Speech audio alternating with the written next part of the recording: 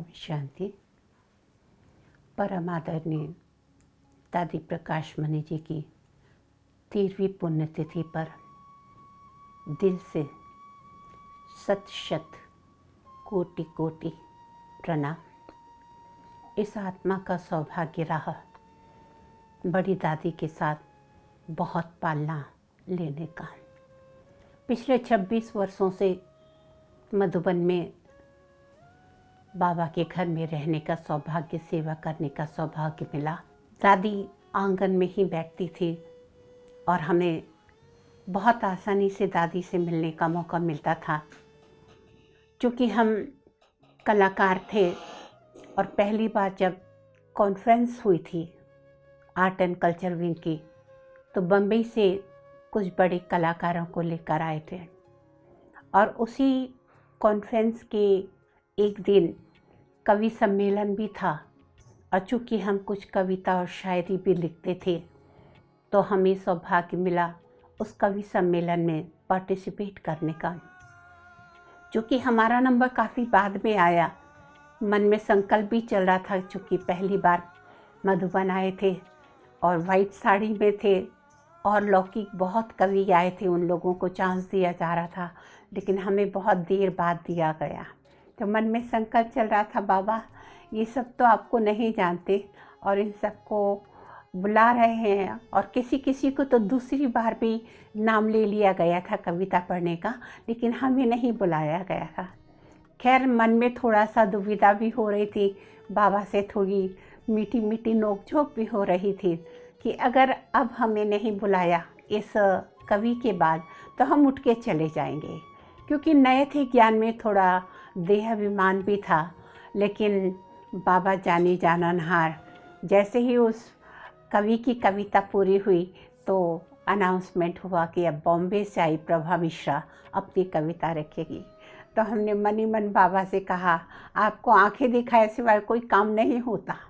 जैसे ही हमने आपको कहा कि हम उठ के चले जाएंगे तो हमारा नाम ले दिया। खैर, ये तो मीठी रूरिहान बाबा से रही। और जैसे ही हमने पहली कविता पढ़ी तो नीचे दादी प्रोग्राम देख रही थी और दादी ने चिट्ठी लिखकर भेजी कि इस बहन को बोलो एक कविता और पढ़े। हमारी तो जैसे लॉटरी लग गई कि इतनी देर बाद नाम लिया, लेकिन बड़ी दादी को हमारी वो कविता पसंद आई। क्योंकि और सब ने तो लौकिक कहानियाँ, लौकिक कविताएं बोली थी, लेकिन हमने बाबा के बच्चों पर और बाबा के साथ के जो अनुभव थे वो कविता बोली थी और वही लिखी थी जो मधुबन पहुंच के बाबा के कमरे में बैठ के लिखे थे। तो इस तरह से हमारा दादी का वो बहुत अच्छा पहला मिलन रहा। उसके पहले तो दादी से एक बार हम बॉम्बे में बहुत बड़ा मेला था और 2 ही महीने ज्ञान में चलते हुए थे, हमारी बहन हमें ले गई थी और स्टेज पे दादी को गुलदस्ता देकर हमने दादी से कहा था, दादी ये आत्मा 2 महीने की बच्ची है। और दादी ने हाथ भी मिलाया था बहुत प्यार से। लेकिन ये हमारी दादी से दूसरी मुलाकात थी 6 महीने के बाद। 8 महीने के बाद हम ज्ञान में चलने के बाद मधुबन पहुँचे थे। तो इस तरह से पहली बारी जब आए तो हमारा बहुत दिल किया कि हम मधुबन में ही रहें, और सौभाग्यवश हमें ये मौका भी मिल गया। एजुकेशन विंग की ट्रेन द ट्रेनर की ट्रेनिंग थी और उसमें हमें सेवा मिल गई और हम सेवा कर रहे थे। काफ़ी सेवा, वैसे तो बॉम्बे में जब होते थे तो इतनी सेवाएं नहीं करते थे, लेकिन यहाँ पे बहुत उमंग उत्साह था। 18 घंटे 16 घंटे जो भी सेवा जिसने बताई उड़ते रहते थे और दौड़ते दौड़ते करते थे। तो एक दिन हमें सर्वाइकल स्पॉन्डिलाइसिस का अटैक आया और बहुत दर्द था। हॉस्पिटल में हमें एडमिट किया गया और रात में हम रहे और सुबह अभी 8:30 9 पौने 9 बजे होंगे कि देखा दादी हमारे कमरे में थी। उस समय दादी जो भी हॉस्पिटल में होते थे तो मुरली सुनने के बाद देखने आती थी और हमको देखते हुए दादी ने कहा, अरे कवित्री तुम यहाँ। और हमें तो जैसे कि भगवान मिल गया हो कि दादी और मुझे देखने आई, इतनी खुशी हुई। यानी कहने का मतलब दादी को उस दिन की हमारी वो कविता याद थी और ये भी याद था कि हमने कविता पढ़ी थी और दादी ने हमारा नाम उस दिन कवित्री रखा। दूसरी दादी के साथ की हमारी बहुत गहरे अनुभव ये रहे कि जब भी हम दादी की क्लास सुनने बैठते थे तो हम बहुत रोया करते थे। हम नहीं जानते कि दादी के साथ हमारा कोई पहले का संबंध था, होगा ही, कल्प को तो था, लेकिन पहले का भी कोई ऐसा लगता था कि हमारा दादी के साथ जुड़ाव है। और पता नहीं क्यों हम जैसे ही दादी के सामने जाते थे और हम बहुत रोने लगते थे, और दादी जब भी हमें देखती थी और हमारे आँख से आंसू आते थे और दादी रोने के ऊपर क्लास कराना शुरू कर देती थी। बाबा को रोते हुए बच्चे अच्छे नहीं लगते थे। जब भी कभी कोई बच्चा रोता था तो बाबा ऐसे मुंह फेर लेते थे, कहते थे कि ये बच्चा मेरा नहीं है। रोता कौन है? विधवा। एक बार नहीं, 2 बार नहीं, कम से कम 30-40 बार हमने ये नोट किया। दादी तो उस समय ज्ञान सरोवर में आती थी और वो जो बाबा के कमरे के सामने बगीचा था वहाँ पे गर्मी के दिनों में क्लास कराती थी। चाहे वहाँ हो, चाहे हारमोनी हॉल में हो, चाहे यहाँ शांतिवन में हो, चाहे पांडव भवन में, जब कभी भी कोई भी बड़ों की क्लास होती तो हम करते थे, लेकिन दादी की तो कभी हम मिस नहीं करते थे। और हमने देखा कि धीरे धीरे दादी का हमें लगता था कि, और दादी हमें ही देखती रहती थी जब हम रोते रहते थे। तो जब तक हमारा रोना बंद नहीं होता था दादी रोने पे ही बोला करती थी। इस तरह से हमें कहीं ना कहीं दादी ने हमारा रोना छुड़ाया। जैसे कि धूप में मोमबत्ती को रख दो तो पिघलने लगती है, तो एक परम पवित्र आत्मा, एक भगवान की अष्टरत्न, उसके सामने इस आत्मा ने ना जाने पूर्व जन्म में कोई विकर्म किए थे या उनसे बहुत प्यार था, मैं नहीं जानती, लेकिन मेरे बहुत आंसू निकलते थे और मैं बहुत रोती थी। लेकिन बड़ी दादी ने हमारा रोना बंद किया। और चूँकि हमें शुरू से आर्ट एंड कल्चर और मीडिया में सेवा मिली, तो मीडिया में सेवा मिली तो जब भी कोई त्यौहार होता था तो हम दादी जी के पास चले जाते थे। बड़ी दादी ही नहीं, और भी जो दादियाँ होती थी, मनोहर दादी, चंद्रमणि दादी, बड़े भाइयों के पास, कि इस उत्सव के ऊपर, इस त्यौहार के ऊपर आप अपने विचार दें, और वो रिकॉर्डिंग करते थे। एक बार की बात है, हमने दादी को मुरली क्लास के बाद कहा नीचे शांतिवन में, दादी जी आज रिकॉर्डिंग करेंगे, गणेश चतुर्थी आने वाली थी। तो दादी जी ने, पता नहीं, हम नहीं जानते ड्रामा क्या था, कि दादी ने कहा नहीं। हमने कुछ नहीं कहा और हम रूम में चले गए। लेकिन हमें बहुत रोना आया, क्योंकि इतने सालों में हमने रोना छोड़ दिया था और दादी ने कभी हमें इस तरह से मना नहीं किया था। हमें इतना रोना आया, इतना रोना आया, थोड़ी देर नहीं, हम दूसरे दिन तक रात तक रोते रहे कि दादी ने आखिर हमें मना क्यों किया। और थोड़ा हमें ऐसा लगा दादी की आवाज़ में थोड़ी स्ट्रिक्टनेस भी थी। हम नहीं जानते क्या बात थी, लेकिन हम वो पूरा दिन रोते रहे। और दूसरे दिन चूँकि हम हर बार क्लास में सबसे पहली चेयर पे बैठते थे, एकदम दादी के सामने, ताकि दादी की दृष्टि मिले। और हमें लगता था कि मेरा और दादी का कुछ पहले का कोई एक रिश्ता है, और दादी की नज़रों से भी ऐसा लगता था हमेशा जैसे दादी हमें देख रहे हैं। लेकिन उस दिन चूँकि हम बहुत रोए थे और हमें पता था कि आज अगर हम दादी के सामने फिर बैठे तो फिर हम रो देंगे, जो दादी ने 15-20 साल में हमारा रोना छुड़ाया। और लेकिन दुख तो हो गया था बहुत कि दादी ने मना क्यों किया। तो हम पीछे बैठे, 10-15 सीट पीछे, एकदम पीछे ही कहेंगे। और दादी आए, मुरली पूरी हुई, दादी जी मीटिंग हॉल की ही बात है, और दादी ने हमें पीछे देख लिया। और जैसे ही दादी की मुरली पूरी हुई तो दादी ने हमें इशारा करके कहा, इधर आओ। तो हम गए तो सही में हमारी आंख से आंसू निकल गए। कहा, कल तुमने कहा था ना रिकॉर्डिंग करना है? तो मैंने कहा जी दादी। तो कहा 9 बजे आ जाओ कॉटेज में। मैंने कहा जी दादी। हम 9 बजे कॉटेज में पहुंच गए। तो दादी कहती कि मैं ठीक लग रही हूँ, सारी ठीक है। मैंने कहा जी दादी। कहा अच्छा कहाँ करोगी? तो हमने कहा जहाँ आप कहेंगे दादी यही कर लेते हैं। कहते नहीं, आज पीछे बगीचे में करेंगे। हमने कहा ठीक है दादी, तो चलो चेयर लगाओ। यानी दादी समझ गई थी कि हम बहुत रोए थे और दादी हमें हल्का कर रही थी। हमने चेयर लगाई, फिर दादी ने कहा कि कितने मिनट बोलना है? हमने कहा दादी आप जितना बोलना चाहें। तो कहा कि 10 मिनट बोलो। मैंने कहा जी दादी। तो कहा जाओ मुन्नी बहन से घड़ी मांग के लाओ। मेरे सामने घड़ी रखो। फिर हम मुन्नी बहन से घड़ी लेने गए, घड़ी ला के रखा। फिर दादी बोलती अच्छा तुम बताओ क्या बोलूं। हमने कहा दादी हम क्या बोलेंगे, आप जो बोलना चाहें वो बोलें। कहने का मतलब 5-6 बार दादी ने हमें अंदर भेजा, ये लाओ ये लाओ ये लाओ, एकदम लाइट कर दिया। और उसके बाद दादी ने जो मैसेज देना था वो रिकॉर्ड किया और उसके बाद बोला मैंने ठीक बोला। इतनी बड़ी महान दादी, अष्ट रतन में आने वाली भगवान की नूर रतन, और हमसे पूछ रही, हम तो उनके सामने कुछ नहीं थे, कि मैंने ठीक बोला। मैंने कहा दादी बहुत अच्छा बोला। इस प्रकार से दादी अंतर्यामी दादी थी, जान जाती थी किस आत्मा के मन में क्या है क्या नहीं। हमारे को सौभाग्य मिला दादी के 2 ड्रामे करने के और एक मम्मा का ड्रामा करने का, मातेश्वरी जगदम्बा कोर्ट में। जब बच्चों के प्रोग्राम के 25 साल हुए, उस वर्ष हमें ये ड्रामा डायरेक्ट करने का सौभाग्य मिला। तो दादी जी भी वो ड्रामा देख रही थी और उस ड्रामा में मम्मा के साथ साथ तीनों दादियों को भी कोर्ट में पेश किया था। तो 3 कन्याओं को हमने उसमें बनाया था, बड़ी दादी, जानकी दादी और गुलजार दादी। तो इस तरह से जब ड्रामा ख़त्म हुआ तो दादी कितना प्रेम से हमको बुलाई, बोली बताया गया कि हमने डायरेक्शन किया है और मम्मा की आवाज़ भी हमने डब की थी। तो दादी मुझसे पूछती है वो 3 कन्याओं में से मैं कौन सी थी, यानी दादी कौन सी थी। तो हमने बुला के वो कन्या को बता दिए कि दादी ये थी। कहाँ ठीक है, मेरे जैसी लगती है। यानी दादी का किसी को भी कैसे उमंग उत्साह बढ़ाना, ये कोई दादी से पूछे, दिल की बात दादी से पूछे।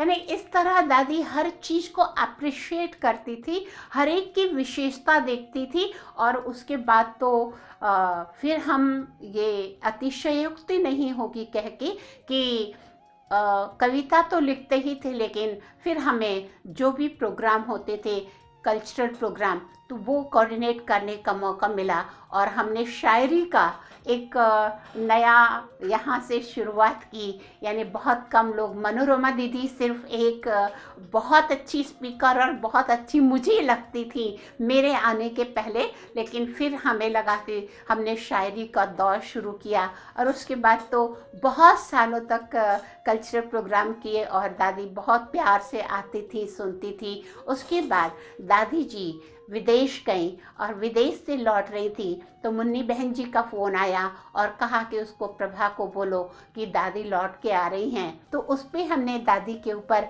ड्रामा बनाया।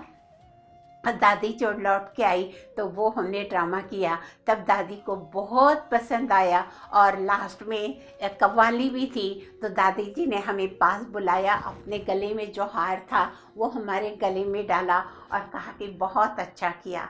कहने का तात्पर्य एक नहीं, ऐसे सैकड़ों मौके इन 26-27 सालों में आए। दादी ने कदम कदम पर वो अपना सा प्यार दिया। हमारी लौकिक माता जी ने शरीर छोड़ा था, हमने मोहिनी बहन जी को भोग लगाने को कहा, मोहिनी बहन जी ने भोग लगाया और फिर मुझे जल पिलाने को स्टेज पे बुलाया। मैं जल पीने गई और दादी ने दोनों हाथ ऐसे फैला के और हमें गले लगा के बहुत ऐसे ऐसे जैसे मेरी माँ आ गई हो। मेरी माँ ने भी ज़िंदगी में शायद मुझे जो अनुभव हुआ इतना प्यार नहीं दिया था, उतना बड़ी दादी ने गले लग के हमें प्यार दिया।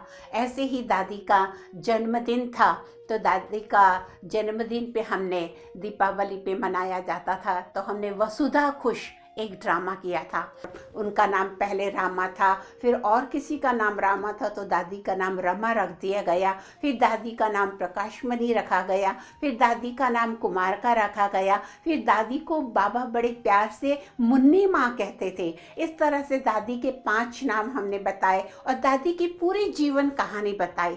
तो जब ये सब नाटक पूरा हुआ तो दादी ने अनाउंस किया कि ये बहन कौन सी आत्मा है, इसको कैसे ये सारी बात पता चली कि हमको बाबा ऐसे बुलाते थे, ये बुलाते थे। यानी बहुत प्यार से बुलाया और दादी ने उस दिन भी हमें अपने गले का हार पहना के और हमें सम्मानित किया। कहने का मतलब सिर से पैर तक रोम रोम ये आत्मा दादी को याद करता है। भाइयों की 25 साल की सिल्वर जुबली थी, हमने एक छोटा सा न्यूज़ बनाई थी कि सब कल्चरल कर रहे हैं, तो हम एक कॉमेडी के रूप में कि माया यहाँ पे घूम रही है और कल यहाँ पे 4 दिन से जो योग भट्टी चल रही थी 25 साल वाले भाइयों की, तो उस योग के प्रकंपन से इंद्रलोक में भूकंप आ गया और इंद्र महाराज ने देवी देवताओं को पृथ्वी पर भेजा है कि देखो मेरा सिंहासन क्यों डोला। तो वो देवी देवता रूप बदल कर आए हैं, आपके आजू बाजू बैठे होंगे, आप देख लीजिए ध्यान से।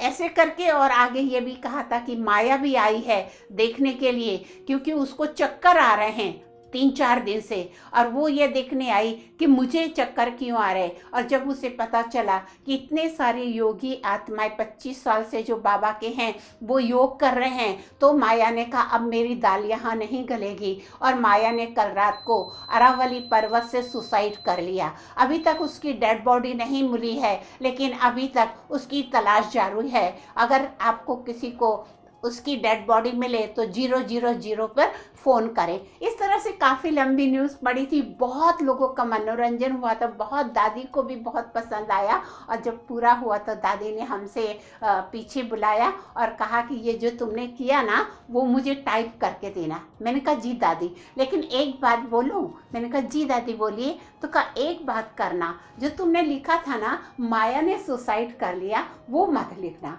सिर्फ ये लिखना कि माया बेहोश हो गई। दादी के दिल में माया के प्रति भी प्रेम था, बेचारी को क्यों मारते हो।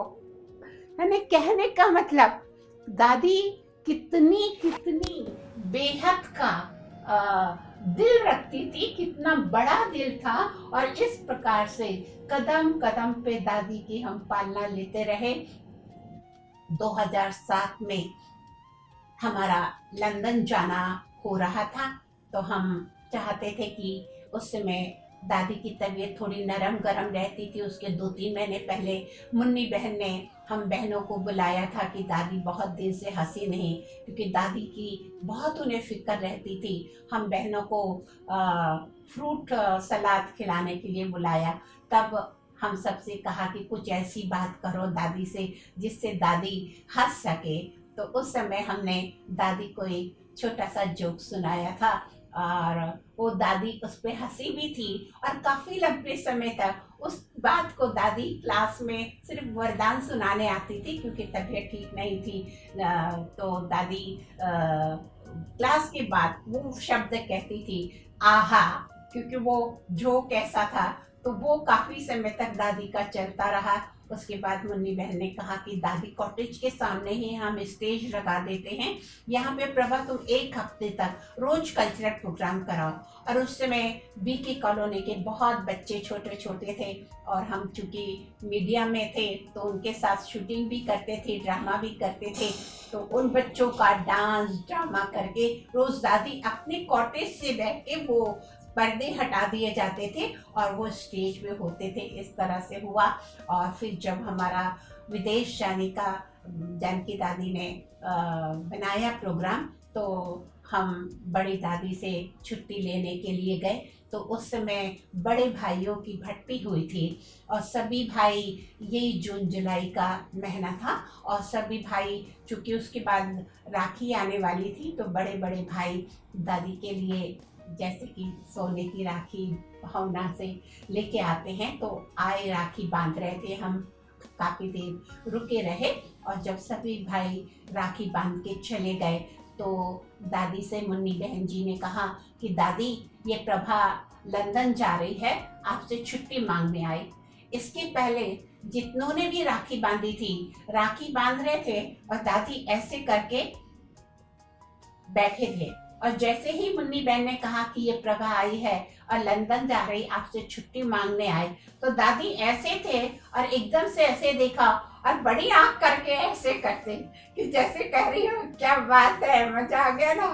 और दादी का ये चेहरा देखकर मुन्नी बहन बोल पड़ी, इतने सारे भाई लोग इतनी सारी राखी बांध के गए, तो एक बार ऊपर मुंह उठा के नहीं देखा, और ये लंदन जा रही है बोला का, तो देखो कैसे आंख मटका रही है। कहने का मतलब दादी ने बहुत प्यार से हमें छुट्टी दी।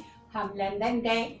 प्रोग्राम तो 2 महीने का था, लेकिन फिर 1 महीने के बाद ही पता चला दादी की सीरियसनेस का।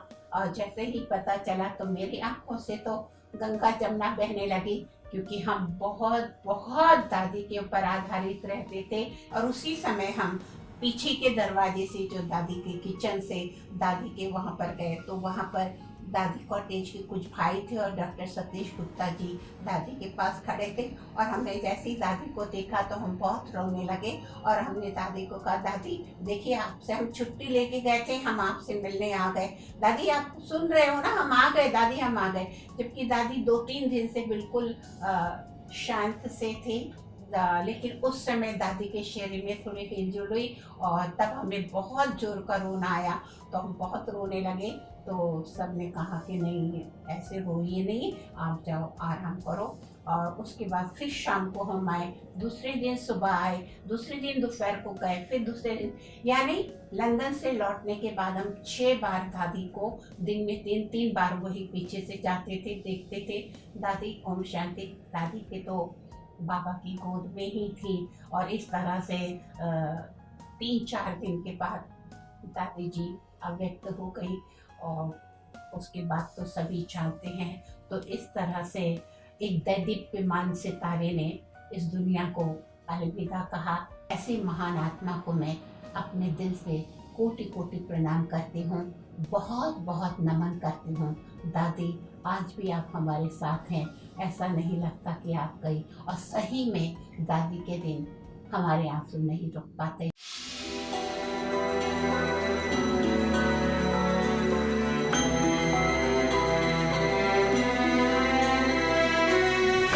प्रकाशमणि जे पुण्यात्मा थी महान, पुरुषार्थ से बनी वह ब्रह्मा पिता समान।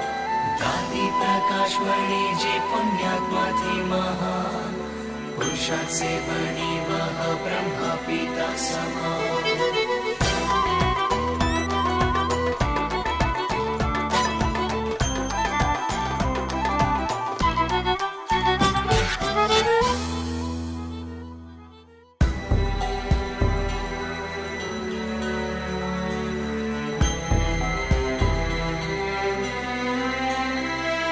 संस्था का छोटा पौधा बरगद बना दिया, उसी विशाल वृक्ष की मिलती है सबको छाया। ऐसी कुशल प्रशासिका मधुबन की थी वो शान, पुरुषार्थ से बनी वह ब्रह्मा पिता समान।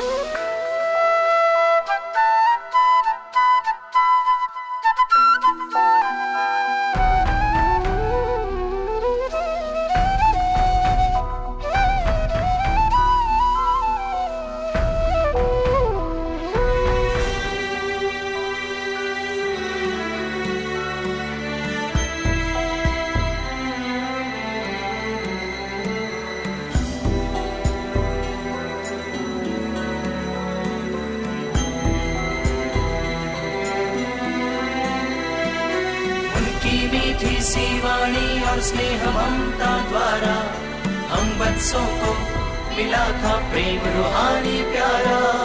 इसीलिए ही करते थे कुर्बान उन पे जान, पुरुषार्थ से बनी वह ब्रह्मा पिता